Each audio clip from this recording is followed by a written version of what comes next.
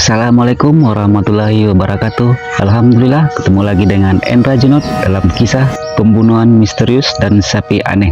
Jangan di skip video ini agar bisa mendapatkan pesannya. Yang subscribe masuk surga, senantiasa dalam lindungan Allah Subhanahu wa Ta'ala, diberi kesehatan dan rezekinya diluaskan. Amin amin ya rabbal alamin. Pada zaman dahulu kala, di kalangan Bani Israel, ada seorang laki-laki yang sangat kaya. Ia mengangkat anak pamannya yang terbilang miskin, tidak mempunyai ahli waris kecuali anak pamannya itu.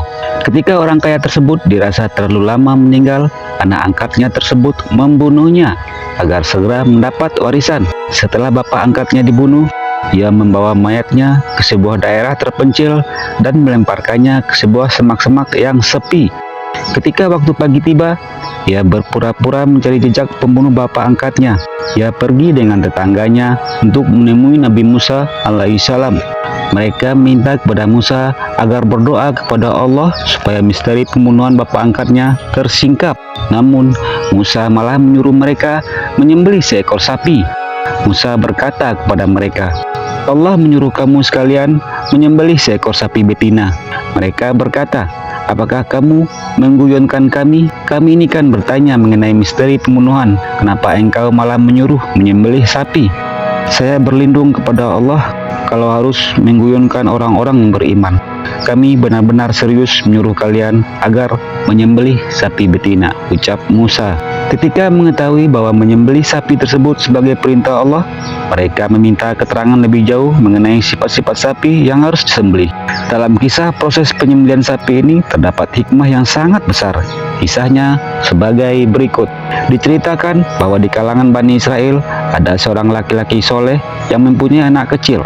Ia mempunyai seekor anak sapi yang dibawanya ke sebuah tegalan rumput dan disimpan di sana. Ketika menyimpan sapi itu, ia berdoa kepada Allah, Ya Allah, saya menitipkan anak sapi ini kepadamu untuk anakku di saat ia sudah besar. Selang beberapa lama, laki-laki tersebut meninggal dunia. Sementara itu, sapinya tetap berada di tegalan rumput dalam keadaan liar. Setiap kali ada orang yang melihat, ia lari darinya. Ketika anak laki-laki itu sudah besar, ia sangat berbakti kepada ibunya. Ia membagi malam kepada 3 waktu, sepertiganya untuk sholat, sepertiganya untuk tidur, dan sepertiganya untuk duduk di dekat kepala ibunya dalam keadaan siap untuk menunggu perintah dan meladeni keperluannya. Ketika waktu pagi tiba, anak laki-laki ini sudah berangkat ke gunung untuk mencari kayu bakar dan menjualnya. Sepertiga hasil kayu bakar tersebut disedekahkan, sepertiganya untuk dimakan, dan sepertiganya lagi untuk ibunya. Suatu hari, ibunya berkata, sesungguhnya bapakmu meninggalkan seekor anak sapi yang merupakan warisan bagimu.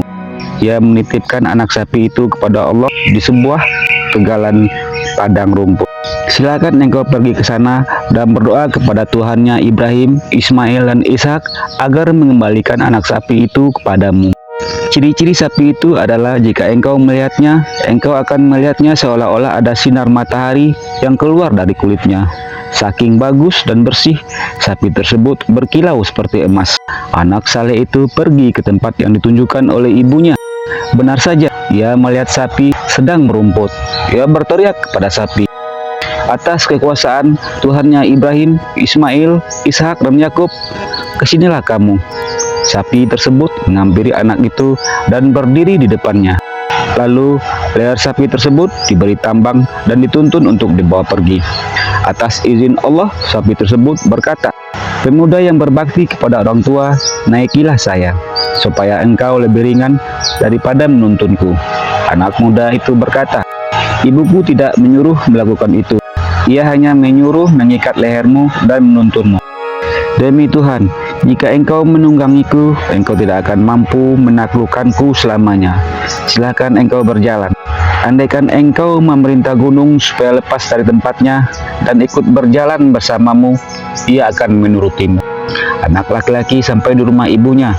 Ibunya berkata kepadanya, engkau ini orang miskin. Engkau tidak mempunyai harta apapun.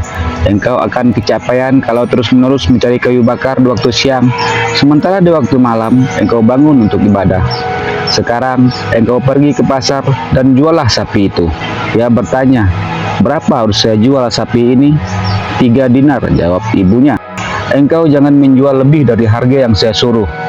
Ia pergi ke pasar untuk menjajakan sapi. Allah mengutus seorang malaikat untuk melihat makhluknya, menampakkan kekuasaannya, menguji pemuda itu dan seberapa kuat kebaktian kepada ibunya. Walaupun Allah Subhanahu wa Ta'ala sudah sangat mengetahuinya, malaikat tersebut bertanya kepada anak muda itu, "Berapa harga sapi ini?" Ia menjawab, 3 dinar sebagaimana diperintah oleh ibuku. Saya akan membelinya dengan 6 dinar. Engkau tidak harus meminta persetujuan dahulu pada ibumu. Anak muda ini berkata, "Andaikan engkau memberi emas seberat sapi ini, saya tidak akan menerimanya selama saya tidak mendapat persetujuan ibuku." Maka ia pulang untuk menemui ibunya dan mengabarkan tentang harga tersebut. Ibunya berkata, "Silakan engkau kembali dan jual sapi itu dengan 6 dinar." Anak muda tersebut berangkat lagi ke pasar sambil membawa sapi. Tidak lama kemudian datanglah seorang malaikat dan bertanya, "Apakah sudah mendapat perintah dari ibumu?" "Ya, betul sekali. Beliau meminta kepadaku untuk menjual sapi ini seharga 6 dinar. Tidak boleh kurang dan tidak boleh lebih." Malaikat pun berkata, "Saya ingin memberi 12 dinar kepadamu." Anak muda tersebut menolak dan segera pulang ke ibunya untuk meminta saran. Ibunya bertanya, "Sesungguhnya pembeli yang datang kepadamu itu adalah malaikat dalam bentuk manusia. Ia datang untuk mengujimu. Jika ia datang lagi kepadamu, tanyakan kepadanya, apakah sapi itu harus dijual atau tidak." Maka anak tersebut pergi lagi ke pasar dan malaikat pun menghampirinya. Malaikat berkata, "Pulanglah engkau ke ibumu dan sampaikan kepadanya agar ia menahan sapi ini. Sebab Musa bin Imran akan membelinya untuk menyelesaikan masalah pembunuhan di kalangan Bani Israel. Kamu jangan menjual sapi tersebut kecuali dengan dinar yang jumlahnya dapat menutupi kulit sapi ini jika diletakkan di atasnya." Bani Israel meminta penjelasan mengenai sifat sapi yang harus disembelih kepada Musa. Akhirnya Allah menentukan bahwa sapi yang harus disembelih adalah sapi yang bentuknya seperti anak muda itu. Hal ini sebagai balasan atas kebaikan anak tersebut kepada ibunya.